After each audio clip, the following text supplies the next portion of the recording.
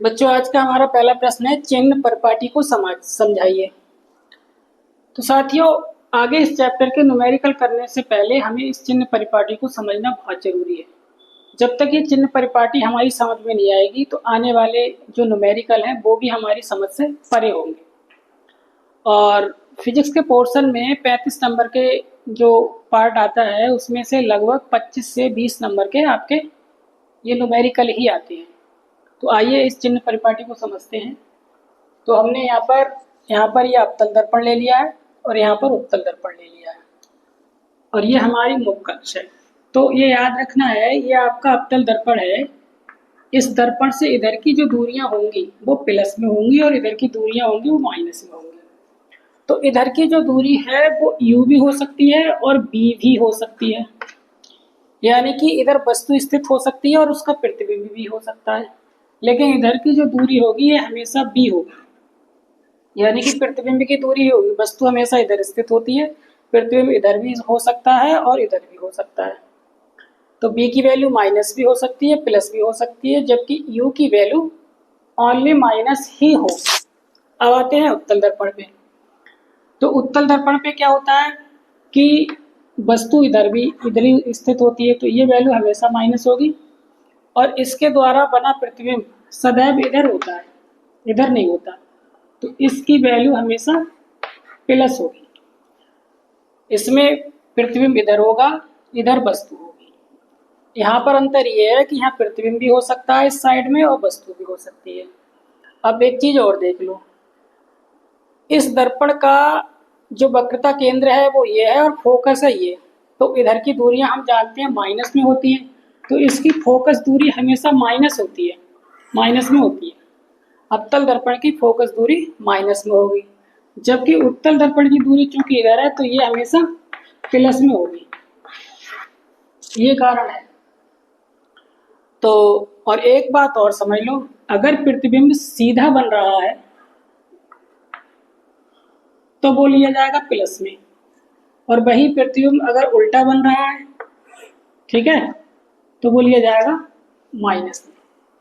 ये चीज भी ध्यान रखनी है।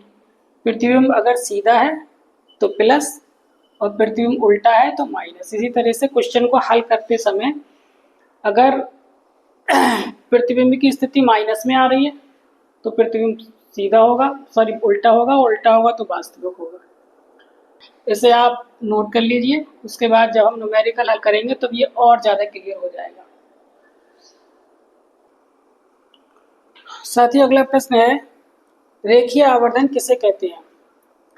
तो इसका आंसर है, दर्पण द्वारा बने किसी वस्तु के प्रतिबिंब की लंबाई तथा वस्तु की लंबाई के अनुपात को प्रतिबिंब का आवर्धन या रेखीय आवर्धन कहते हैं। नीचे इसका सूत्र लिखा है, रेखीय आवर्धन बराबर होता है प्रतिबिंब की लंबाई बटे वस्तु की लंबाई। प्रतिबिंब को इंग्लिश में इमेज कहते हैं, इसलिए इसको आई से शो करते हैं, और वस्तु को इंग्लिश में ऑब्जेक्ट कहते हैं, इसलिए इसे ओ से शो करते हैं। तो आवर्धन को मैग्निफिकेशन कहते हैं, इसलिए इसको एम से लिख दिया गया है। तो एम बराबर सूत्र हो गया हमारा आई अपॉन ओ, आई अपॉन ओ, यह बराबर माइनस बी अपॉन यू। जैसे आई आपका प्रतिबिंब है तो वैसे ये प्रतिबिंब की दर्पण से दूरी और यू हो गई आपकी वस्तु की दर्पण से दूरी। अब एक पॉइंट ये समझने वाला है, यदि m की वैल्यू किसी क्वेश्चन में हल करने के बाद में पॉजिटिव आती है, यानी कि धनात्मक आती है, तो इसका अर्थ होगा कि प्रतिबिंब आपका आभासी है, अर्थात प्रतिबिंब वास्तविक नहीं है। यदि m की वैल्यू निगेटिव आती है तो इसका मतलब है प्रतिबिंब वास्तविक है, और वास्तविक है तो उल्टा होगा, और आभासी है तो सीधा होगा। आभासी है तो प्रतिबिंब सीधा होगा और वास्तविक है तो प्रतिबिंब उल्टा होगा। ये हो गया हमारा। उसके बाद बच्चों अगला प्रश्न हमारा एक न्यूमेरिकल है। तो ये यूपी बोर्ड 2024 में आया हुआ है। एक उत्तल दर्पण से 25 सेंटीमीटर की दूरी पर रखी वस्तु का प्रतिबिंब वस्तु की लंबाई का आधा बनता है, तो ज्ञात कीजिए। पहला पॉइंट है दर्पण से प्रतिबिंब की दूरी, दूसरा है दर्पण की फोकस दूरी। तो सबसे पहले हम लिखेंगे यहाँ पर ज्ञात है, यानी कि हमें क्या क्या चीज मालूम है या पता है। तो एक उत्तल दर्पण से 25 सेंटीमीटर की दूरी पर रखी वस्तु, यानी कि दर्पण से वस्तु की दूरी ज्ञात है। इसको चित्र के माध्यम से ऐसे समझ सकते हैं, क्योंकि दर्पण है उत्तल हमारा, इस तरह का दर्पण होगा। इस दर्पण, जिसका ये ध्रुव है, इससे 25 सेंटीमीटर की दूरी पर यहाँ कोई वस्तु रखी हुई है, तो ये u बराबर हमारा आ जाएगा माइनस में। u की वैल्यू आ गई, u बराबर -25 सेंटीमीटर, ये u की वैल्यू हो गई। अब ये कह रहा है कि रखी वस्तु का प्रतिबिंब वस्तु की लंबाई का आधा बनता है। तो ये वस्तु है, इसकी लंबाई हमने मान ली o है, और इधर कोई प्रतिबिंब है, सही है, इसकी लंबाई है I। प्रतिबिंब को इमेज कहते हैं, इसलिए I से शो करते हैं, और वस्तु को ऑब्जेक्ट कहते हैं, तो इसलिए O से शो करते हैं।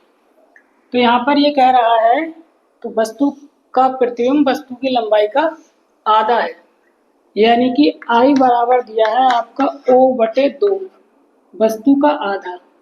इसके बटे में 1 करके क्रॉस मल्टीप्लाई कर लेंगे, तो O बराबर हो जाएगा 2I। उसके बाद हमने आवर्धन का सूत्र पढ़ा था, m बराबर होता है I/O बराबर -B/U। अब देखिए I की वैल्यू तो I रखेंगे, और O की वैल्यू हमारी हो जाएगी 2I बराबर, B की वैल्यू हमें पता नहीं है, और U की वैल्यू है हमारी -25।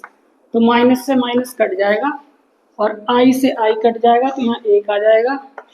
अब इनको हम कर देंगे क्रॉस मल्टीप्लाई, 2 को B से कर देंगे, तो ये हो जाएगा 2B, और ये हो जाएगा 25 की 1 से गुणा 25, तो B बराबर 25/2, या इसे भाग कर दोगे तो ये 12.5 सेंटीमीटर आ जाएगी। ये हमारा पहला आंसर हो गया, दर्पण से प्रतिबिंब की दूरी। अब ये वैल्यू आई है प्लस में, इसका मतलब है प्रतिबिंब जो है वो दर्पण के इस साइड में बन रहा है। उसके बाद में हमें ज्ञात करनी है फोकस दूरी, इसे आप बॉक्स में बंद कर लें, यही हमारा पहला आंसर है।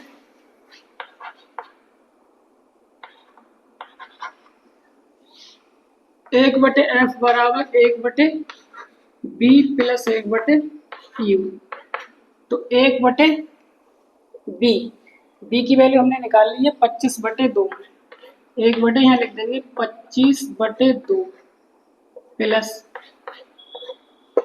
U की वैल्यू है -25, ये हो गए -25, ये हो जाएगा हमारा 1/F बराबर, ये 25/2 था, ये 2 ऊपर पहुंच जाएगा, तो ये हो जाएगा 2/25, और प्लस माइनस माइनस, और ये हो गया 1/25।